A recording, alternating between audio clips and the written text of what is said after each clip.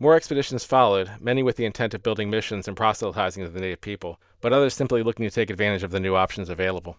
But as happened every time Europeans reached areas where Native Americans hadn't been encountered before, death and disease followed. Some Native Americans did come to the missions seeking goods and help, but once they were baptized, they weren't allowed to leave. Those who didn't come willingly were often brought by force, as disease ravaged them to the point they couldn't defend themselves.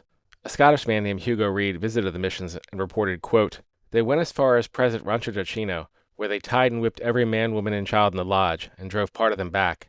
On the road, they did the same with those of the lodge of San Jose. On arriving home, the men were instructed to throw their bows and arrows at the feet of the priest, and make due submission. The infants were then baptized, as were all the children under 8 years of age. The former were left with their mothers, the latter kept apart from all communication with their parents. The consequence was, first, the women consented to the rite and received it, for the love they bore their children, and finally the males gave way for purpose of enjoying once more the society of wife and family. Marriage was then performed, and so this contaminated race, in their own sight and that of their kindred, became followers of Christ."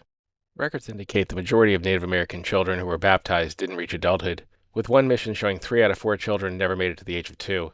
They mostly died of diseases for which they had no natural immunity, such as the measles. Young unmarried indigenous women were required to live in nunneries and could not leave until married, with courtship conducted through barred windows. Throughout the entire period, at least 90,000 indigenous people were kept in mission compounds, where they were treated more or less as slave labor to support the missions. The labor requirement could be anything from farming to producing goods to sell for the mission to make profits.